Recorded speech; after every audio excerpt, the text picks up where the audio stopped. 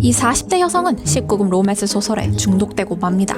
이 여성은 두 아이의 엄마이자 대학병원에서 근무하는 유능한 정신과 의사이기도 했죠. 처음에는 그저 가벼운 로맨스 소설이었습니다. 첫 번째 소설을 읽으면서 기분이 너무 좋았기 때문에 그녀는 비슷한 소재의 로맨스 소설을 닥치는 대로 다 구해서 읽었습니다. 그러다 점점 더 자극적인 19금 로맨스 소설에 끌리기 시작했죠. 로맨스 소설에 푹 빠진 날에는 평일에도 새벽 2시까지 책을 읽었습니다. 심지어 한 번은 병원에까지 19금 소설이 들어있는 전자책 단말기를 들고 와서 환자들과의 상담 사이사이에 읽기도 했죠. 이런 생활이 2년가량 이어졌습니다. 수면 패턴은 엉망이 됐고 항상 피곤한 상태가 됐죠. 일하는 시간 외에는 오로지 19금 로맨스 소설을 읽는 나날들의 연속이었죠. 놀랍게도 이 의사는 바로 스탠포드 의과대학에서 중독의학을 전문으로 하는 애나 램키 교수였습니다. 램키 교수를 이렇게 만든 건 바로 자신의 뇌에서 분비되는 도파민이었죠. 잘 알려진 것처럼 도파민은 우리 뇌의 보상회로에서 분비되는 쾌락전달 신경물질입니다. 하지만 도파민은 중독을 얘기할 때 빼놓을 수 없는 물질이기도 하죠. 강한 쾌락은 반드시 강한 중독성을 동반하기 때문입니다. 그리고 중독이 무서운 이유는 그 사람이 얼마나 이성적인지, 의지력이 얼마나 강한지와는 전혀 상관이 없다는 데 있습니다. 아무리 수재라고 불리며 힘든 의대 공부 과정을 따라갈 만큼의 강한 인내력을 갖춘 사람이라고 한들 일단 한번 중독에 빠지면 이성은 마비되고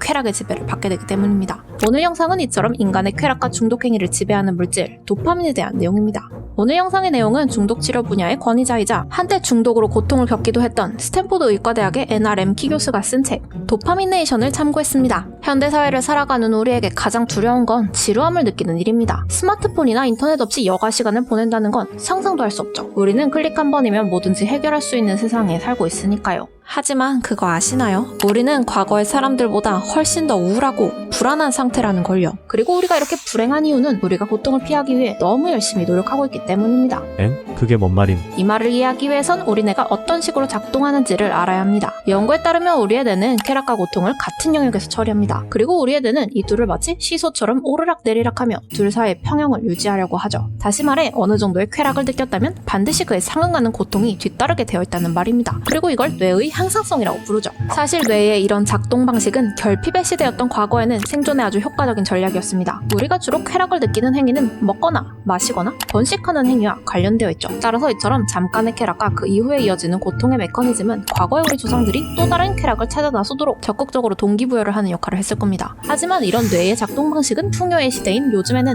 문제가 됩니다. 요즘은 사방에서 도파민이 넘쳐납니다. 그래서 우리는 즉각적인 만족에 길들여져 있습니다. 먹고 싶은 음식이 있으면 앱으로 배달을 시키면 됩니다. 재밌는 영상이 보고 싶으면 넷플릭스나 유튜브를 켜기만 하면 되죠. 야한 소설이나 동영상도 인터넷을 통해 아주 쉽게 접근할 수 있습니다. 이처럼 야동을 보거나 19금 소설을 읽거나 맛있는 음식을 먹거나 SNS에서 좋아요를 받거나 하는 행위들은 모두 우리 뇌에서 다량의 도파민 분비를 유도합니다. 하지만 뇌는 쾌락 쪽으로 기울어진 저울을 다시 고통 쪽으로 기울이는 방식으로 평형 상태를 유지하려고 하기 때문에 우리는 그 행위를 계속하지 않을 때면 불안함, 초조함, 짜증, 불쾌감 등을 느끼게 되는 거죠. 문제는 모든 기분 좋은 일들은 첫 번째 자극이 가장 강렬하고 점차 반복될수록 그 쾌락의 정도가 낮아진다는 겁니다. 그리고 그 이후에 따라오는 불쾌한 감정은 더 강하고 오래 지속되죠. 이게 더 심해지면 이제 더 이상 어떤 행위에서 쾌락을 느끼지 못하더라도 그 행위를 하지 않으면 기분이 너무 별로라서 그 부정적 기분에서 벗어나기 위해서라도 강박적으로 그 행동을 반복하는 상태가 되는 겁니다. 그게 바로 중독이죠. 현대인들은 도파민이 넘쳐나는 시대에 살고 있다 보니 이처럼 뇌 속에 쾌락 고통 저울이 아예 망가져서 고통적으로 기울어진 상태가 되어버렸습니다. 그 결과 만성적인 우울함과 불안감을 늘 안고 살아가게 되는 거죠. 그럼 이걸 해결하려면 어떻게 해야 하는 거지? 책에서는 일단 망가져버린 쾌락 고통 저울을 정상으로 되돌리기 위해서는 최소 4주간의 도파민 단식이 필요하다고 말합니다. 내가 지금 중독되어 있다고 생각하는 대상을 4주간 완전히 끊고 살아보는 거죠.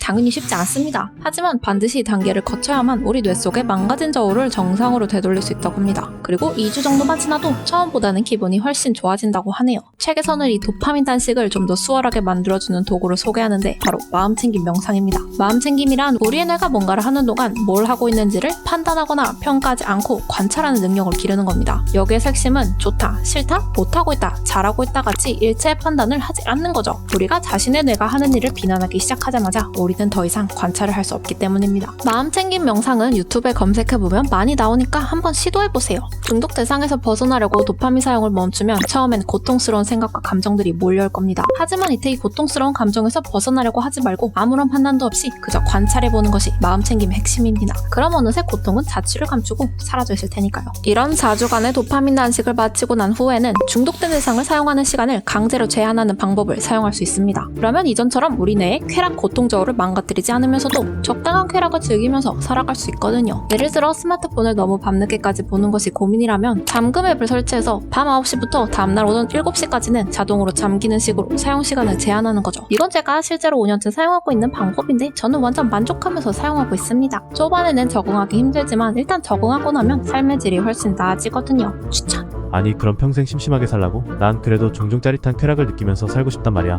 걱정 마세요. 여전히 강렬하긴 하지만 더 건강한 방법으로 쾌락을 느낄 수 있는 방법들이 존재하거든요. 물론 익숙해지는 데에는 시간이 좀 걸릴 겁니다. 일단 원리는 이렇습니다. 쾌락 고통의 저울이 쾌락을 느낀 후에 그 반작용으로 고통 쪽으로 기울어진다면 반대로 고통을 먼저 느낀다면 그 이후에 쾌락 쪽으로 저울이 기울어지기도 한다는 거잖아요. 따라서 우리가 이제부터 해야 할 일은 먼저 몸에 고통을 주는 겁니다. 몸에 고통을 주는 대표적인 활동이 바로 운동이죠. 뭐 다들 잘 아시다시피 운동을 하는 동안에는 당연히 고통스럽습니다. 하지만 운동을 하고 나면 느껴지는 상쾌하고 기분 좋은 느낌이 우리가 운동을 끊을 수 없게 만들기도 하죠. 운동은 실제로 도파민, 세로토닌, 노르에피네프린, 에피네프린, 엔돌핀 등 긍정적인 기분 조절과 관련된 다수의 신경 전달 물질을 증가시킵니다. 선고통 후 쾌락을 얻을 수 있는 방법이 하나 더 있습니다. 바로 찬물 샤워를 하는 거죠. 연구에 따르면 찬물 목욕을 하면 도파민이 평소에 250%까지 분비되기 시작해서 그 효과가 몇 시간 동안이나 지속된다고 합니다. 실제로 마약 중독으로 램키 교수를 찾아왔었던 환자 한 명은 마약 중독에서 벗어난 뒤 새롭게 찬물 목욕에 중독됐는데 찬물 목욕을 하고 난 후의 느낌을 이렇게 표현하기도 했습니다. 처음 몇 초만 고통을 참으면 그 이후에는 정말 끝내줘요.